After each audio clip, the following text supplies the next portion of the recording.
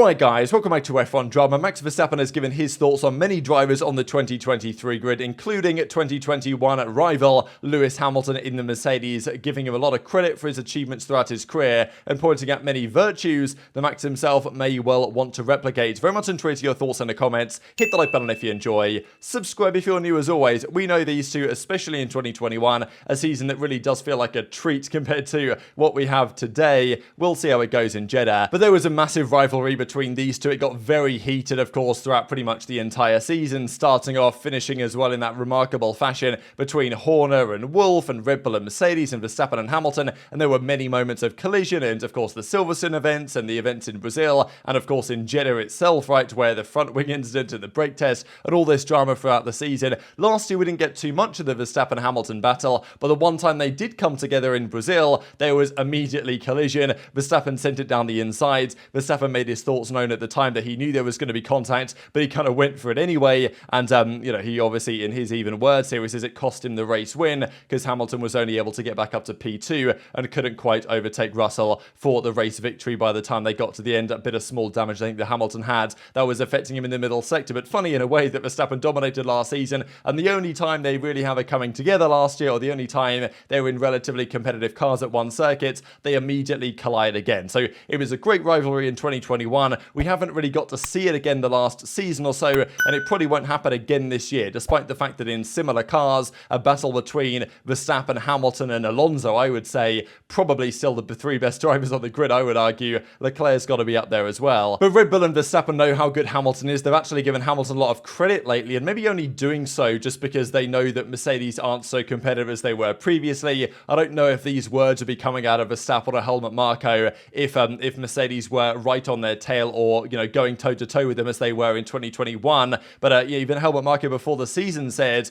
they're a stable team. They have Hamilton, a very special driver. That's why they're a threat to Red Bull this season. And even Horner said not long ago, if Hamilton was to retire, then Mercedes would be absolutely screwed. Who on earth do you get in instead? So giving a lot of credit to Hamilton, what he's been able to achieve. And, interesting words, I think, given all the drama at the 2021 season and some of the words that are going around there from Horner and the Red Bull guys at the time. Now, Verstappen also gives his thoughts on Lewis Hamilton in an interview that he did with the Daily Mail, discussing many drivers on the grid, but especially Hamilton, because, look, we know these two guys aren't exactly the best of friends. Whenever there's some sort of collision between the two guys on track, there's always some sort of back and forth. It didn't make sense to a certain degree, right? Of course, rivals at that time. Hamilton was the man on top when Verstappen came in, so it's expected that Verstappen will be trying to do everything to usurp the king, as it were, whereas Verstappen and Alonso get on quite well, and maybe it wouldn't have been the same case if Alonso had been the man on top when Verstappen came into the sport. That's how Hamilton sees it anyway. I believe he said after Brazil that that's just how new drivers coming to the sport feel, because Hamilton felt the same way when he came in to the drivers that were on top of the time, such as Alonso himself, right? And they have, of course, had a great rivalry briefly as a result of that, and still, to be fair, to the present day. But Verstappen says the following on Hamilton: he is definitely up there as one of the greatest drivers ever. I have no need nor desire to deny that. Consistency is his key, and staying on top of his game. That is not so hard when you are so talented as he is. The way he has managed his championships is very impressive. He stood up when he needed to, as in, I think, like, he turned up and delivered the goods on the crucial weekends when necessary, and that is what made the difference. So quite the statement here from Verstappen, saying that, of course, there was a massive rivalry there in 2021, and in terms of personalities,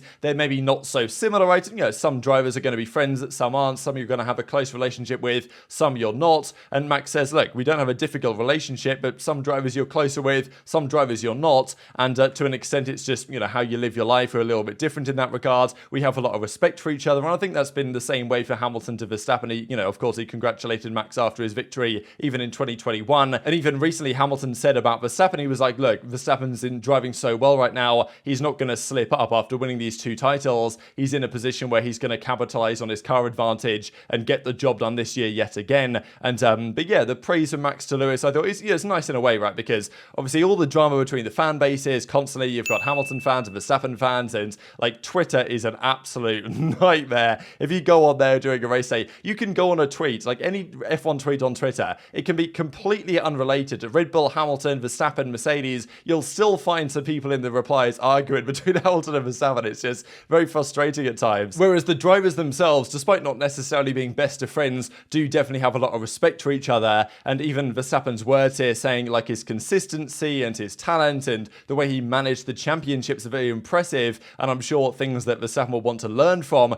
the way that he can potentially exploit his car advantage that he is currently enjoying on the Formula 1 grid. Now, he also gave his thoughts on Lando, kind of said how he's basically his best friend on the grid, which is quite interesting just because going forwards, what is the driver lineup going to be at Red Bull, right? Because Helmut Marko has not yet said that, oh yeah, we're going to extend Sergio Perez's deal. That's not fully been confirmed yet. It might not even happen. Now, of course, if they dominate both championships again, Red Bull, why would they not extend Perez? Because you're obviously getting the job done and Perez is doing the job required. If there's more drama, if there's issues, if Perez isn't so competitive, then maybe, you know, a Lando would, I think, make a lot of sense. They wanted to get Lando before. Whether Lando Norris wants to go to Red Bull to be alongside Max, I don't know if he wants to do that because it's obviously, you know, you're walking into the fire at that point. Verstappen also commented on Perez, said, I got to know him a lot better over the last few years. He was brilliant when he won the first world title in 2021. We were rivals before. I got to know him more personally. He's a family man, really cares for his friends, and he's the most successful Mexican driver, so gives him a lot of credit, gives George a lot of credit as well, saying he's super fast. He knew it from the karting days straight away. Commenting also on Leclerc, we'll see in a second, but also on Fernando Alonso, right? They're good friends, we know, and as he says, he even raced against my dad. He is 41, a completely different generation. We have flown to races a few times. I've got to know him a little better. What I find really fascinating,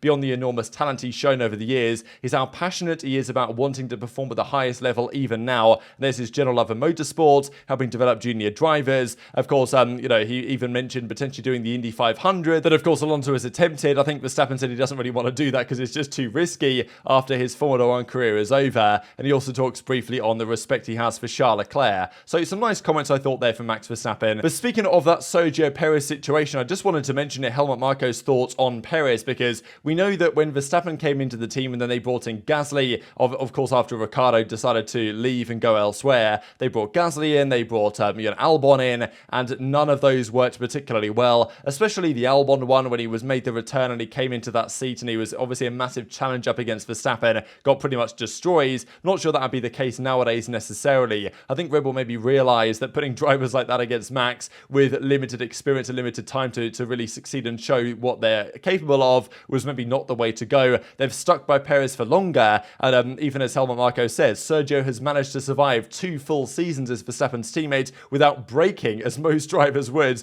That is a great achievement, so I thought it was quite entertaining, really, and of course gives credit to Verstappen as well. The goal is to walk away with first or second place, but he hasn't confirmed that Perez is going to stay or anything. He says we have to see how everything goes. That kind of conversation usually only starts about the summer break anyway, which is fair enough. And Perez is still here for this year and next year based on the contract's extension, but many have wondered if Riccardo's sitting there on the bench doing well, maybe he drives a few laps, maybe he gets in the simulator and does well. Like, will Perez's contract survive too long, especially if Lando Norris wants to leave McLaren? There's options on the table there. So it could go either way, and just wanted to finish up with this from, well, fastest pit stop. They mentioned this rather remarkable statistic. So Red Bull, of course, had a 1-2 in Bahrain. They hadn't really won the first race of the season in a long time now. In 2011, when they did win the first race of the season, they went on to win 18 out of the 19 pole positions with Vettel, of course, and lead the championship from start to finish after winning that first race. And then in 2013, when they also won in Bahrain, they then went on to win 9 consecutive races with Vettel at the end of the season. So, you know, you do have to wonder, right, given what history said in the past about where Red Bull currently are. And I think there's an element here of Verstappen being very, you know, giving a lot of credit to Hamilton and others, and obviously the team itself giving a lot of credit to Hamilton and even Mercedes at times, because they know there isn't as much of a fight this season as there was before, or the words might have a little bit more friction associated with them. But very much enjoyed to hear your thoughts in the comments below. Hit the like button if you enjoyed, subscribe if you're new, take care, and I'll see you next time.